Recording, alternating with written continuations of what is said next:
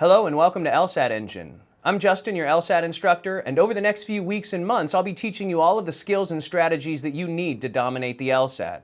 But to be clear from the outset, I'm not talking about tricks or gimmicks, things that only work sometimes. I'm talking about a rigorous, thorough, comprehensive understanding of the logic that underlies this test.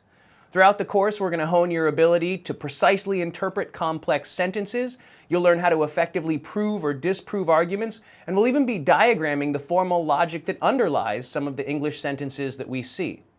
These skills won't just help you get an excellent LSAT score. They'll help you recognize flaws and biases in other people's arguments and your own. When you're a lawyer, they'll help you scrutinize contracts that you're either writing or reviewing. They'll help you critically evaluate other people's claims and think more rationally. This isn't just about getting a great score on an incredibly important test. It's about tuning up your brain in a way that will benefit you for the rest of your life. As you may have noticed, I'm pretty passionate about this test. I've been teaching it for more than a decade, largely because I think that the underlying concepts are really important, but too often neglected. There are plenty of courses and tests that cover math and English skills, but hardly any that deal with logic. And logic is so important. It's the apparatus behind all of our decision making. So I take this stuff pretty seriously, and I genuinely enjoy teaching this material. It's important to approach this course with a growth mindset, understanding that your logic ability is like a muscle that gets stronger the more you exercise it. Many students mistakenly assume that their skills in this area are fixed. They think that their first practice test in some way indicates the upper limits of their potential.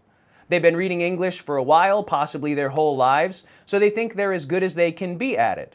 And since the LSAT superficially appears to be an English test, it deceives these students into assuming that they already have the skills to master it. The truth is, logic has as much in common with math as it does with English. It has precision, so when you do things the right way, they work every single time.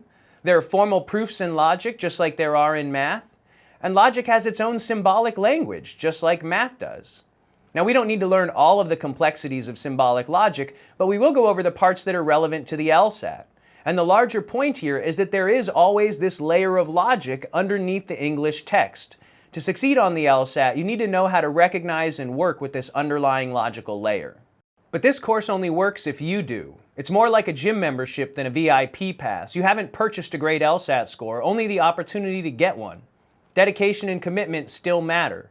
You should plan to spend a significant amount of time each week studying new concepts and practicing old ones. And if there's anything you can do to simplify your life and open up your schedule between now and the LSAT, you should absolutely do it. This may sound drastic, but when you consider how important the LSAT is, it actually makes really good sense. The two primary factors for law school admissions are your GPA and your LSAT score. Now, this GPA you spend 4, maybe 5 years on, hundreds of thousands of dollars, not to mention thousands of hours of classwork and homework. And this LSAT score is just the result of some test you take on a Saturday morning. But when it comes down to law school admissions, the weight here is 30% to 70% according to some typical indices. That's 2 to 1 in favor of the LSAT. And that's because the LSAT is a better predictor of first-year law school performance. It's more tightly correlated with your first-year law school GPA. And that's not to say that everybody with a low LSAT score does poorly in law school. This isn't an intelligence test. It's more likely a result of the fact that this GPA can vary widely depending on where you went to school and what you majored in. And so the LSAT is the only equalizer. It's the only commonality among all law school applicants. And that's why it's so important to achieve your highest possible score. Schools also use your LSAT score to determine eligibility for scholarships, and so this score can end up saving you tens of thousands of dollars. So here's the plan. Your schedule is partially determined by how much time you have to prepare. The earlier you start, the more time you'll have for review. New material will be introduced during the first 50 to 70% of the course. This new material is made up of blocks of activities that all relate to the same topic. A block can have one or several activities, and blocks can last anywhere from 5 minutes to an hour and a half. There are several different kinds of activities, including videos, quizzes, and practice games and passages. While working through new material, you'll have the opportunity to practice along the way. You'll target the question types that are most important or those that you find most challenging by taking customized quizzes that are tailored to your specific needs. The second portion of the course is dedicated to review and test readiness. You're going to take lots of full practice sections, and our program will analyze them to find the areas where you still have the most room for improvement. You'll then do some targeted review on those areas while continuing to review everything broadly. You're also going to take a practice test very soon, but then you won't take another one until you're almost done with new material, at which point you'll start taking them regularly all the way up until your test date. If this is your first time watching this video, then you got here from your to-do list. That's the page you see whenever you log in, and it's where new material always shows up. To use an academic analogy, your to-do list is like time spent in class or time spent with your tutor, and there are usually a couple of blocks available there, so you can pick and choose what to do based on how much time you have. But if time isn't a factor, you should always do the block at the top of the list since it's prioritized. The blocks are arranged according to a few reasonable principles. First, some concepts have prerequisites. You can't do algebra until you know arithmetic, and likewise in logic, there are certain things you can't do until you know how to do other things. And so we'll always get those prerequisites, those foundational things out of the way before we learn the other concepts. Second, similar concepts should be learned together. If you're going to learn about strengthening, you should learn about weakening at the same time because they have a lot in common, and practicing one will actually help you improve at the other.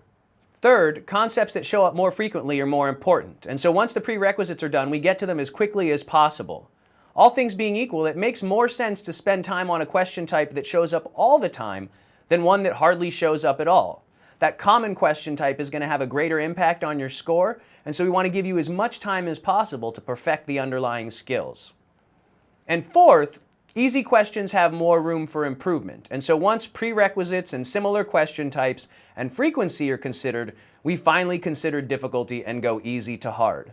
But a lot of courses use this as their only sorting criteria, with the consequence that you don't learn hard concepts until the very end. Unfortunately, some of the hardest concepts on the LSAT are also some of the most important, and so we want to expose you to them as soon as possible so that you have as much time as possible to perfect them. I say this as a cautionary tale so that you don't get discouraged if you find the beginning of this course particularly difficult. It's not arranged from easy to hard, and some of the hardest concepts show up early.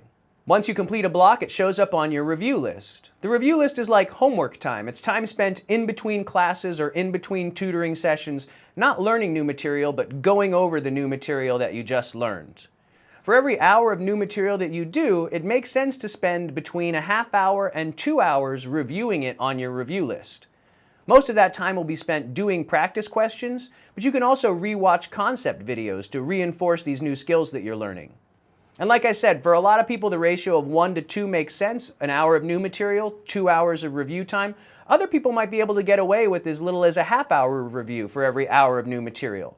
If you find yourself in that fortunate position, though, you still need to do a significant amount of review, because part of getting good at the LSAT is recognizing when a question that you're doing is similar to something that you've already done, but you'll only be able to recognize that if you've seen the breadth of material that the LSAT has put out there.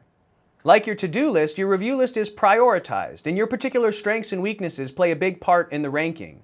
Our algorithm considers several other factors too, with the goal of helping you spend your time intelligently on the question types and concepts that'll have the greatest impact on your score.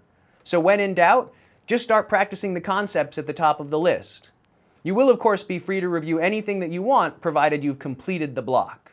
You'll also have a practice pool made up of 25 tests, or roughly 2,500 questions, from which you can build custom quizzes, do extra reading comp passages, or logic games. Our algorithm also helps you decide what concepts you should be working on here, but you'll be free to practice whatever you'd like for as long as you'd like to, and you'll get detailed feedback on all of it. In the next video, we're going to talk about the LSAT in more detail.